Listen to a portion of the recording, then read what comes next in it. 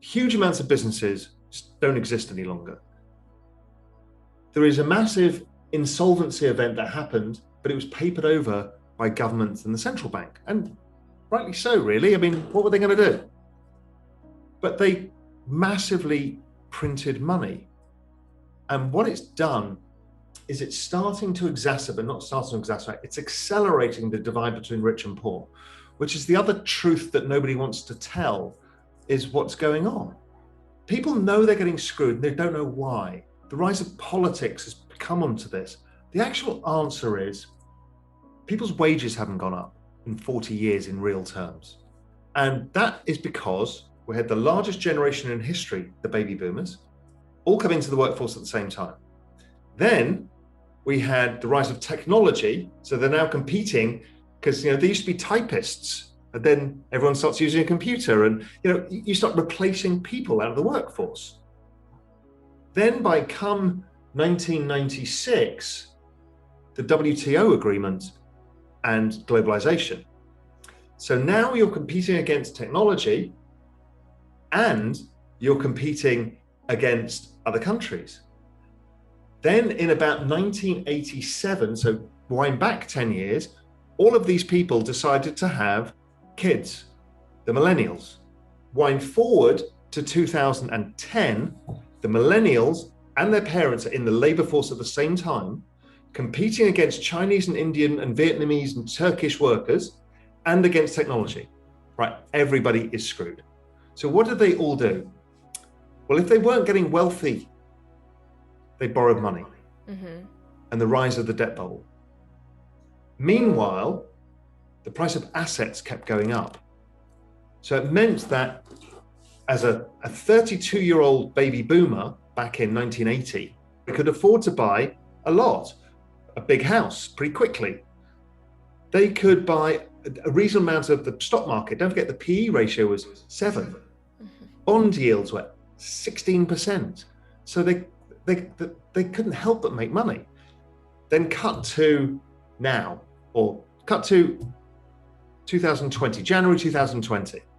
The 32-year-old millennial has the most expensive house prices in history, the most expensive stock market in history, the most expensive bond market in history, faced with no opportunity and debt, coming out of university with debt. And then the world blows up. Yep. Now, what was interesting is actually the answer started to come out of that, the world blowing up. And that's as we start moving into a new era. So it's interesting that out of the worst adversity, the biggest recession of all economic history, as the system is essentially broken and is now being papered over just by central bank money, that new opportunities have arisen. Realized what had happened in Spain, and I'm like, you know what? Somebody needs to start the world's safest bank. And that's a bank that would have no leverage, no rehypothecation. If you deposited money, it would put it straight with treasuries, with the Federal Reserve. So I started looking at this system because I knew a lot of family offices and institutions needed this because everyone was terrified of the banking system, and rightly so. And I went around the world trying to set this up, and we looked at a trust bank in Texas, a trust bank in Singapore, we looked at something in Switzerland. It's hard work to set up a bank. And then we had a global macro investor, my research business, roundtable in Spain. And one of my members, subscribers, who's an old friend, Emil Woods, was there. And he said, another ex-Goldman guy, another ex-hedge fund guy, he's like, you thought about Bitcoin? And I had looked at it. This was 2013, early 2013.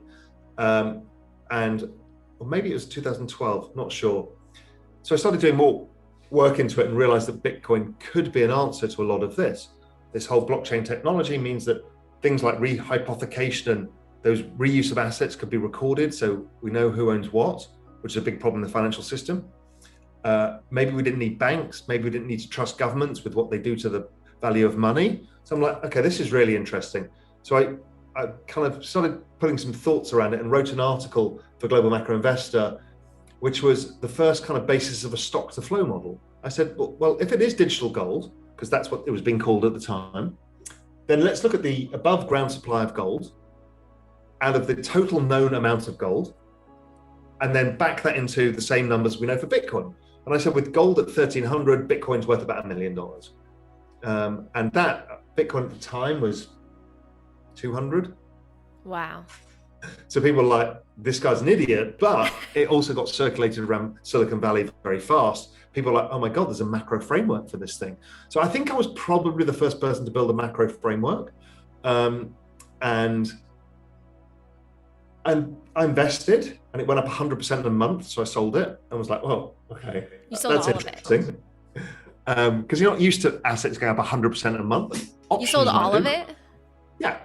Oh my God. I've made 100%. That's great.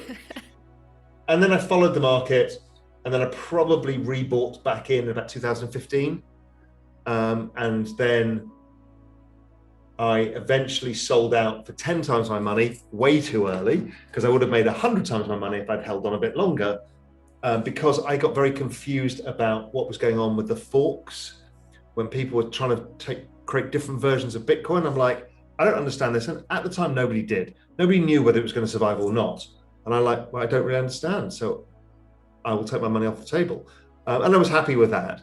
And then Bitcoin shot up. And then I spoke at the big consensus, I think it was the consensus event or the CoinDesk event, whatever it was, the biggest crypto event. And I got up on stage in mid-December, and I had to give the Bitcoin bear speech, even though I'd been a bull. And I think I nailed the top within 2 days at that event, even though I'd sold out my Bitcoin a lot earlier than that.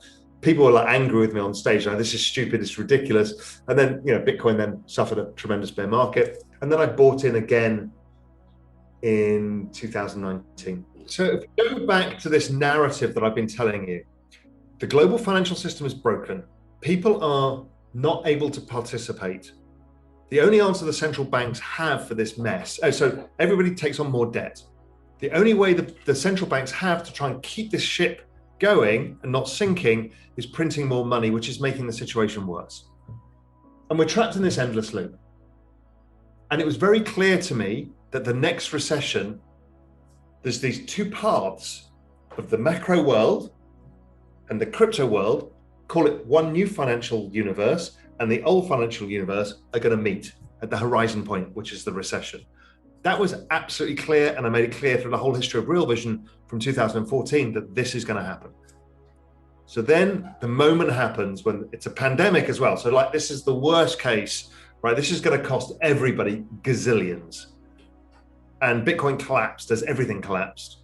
And I'm like, this is the opportunity, because the only outcome is gigantic printing of money. And that is and Bitcoin, with its scarce supply and its answer for the future financial system,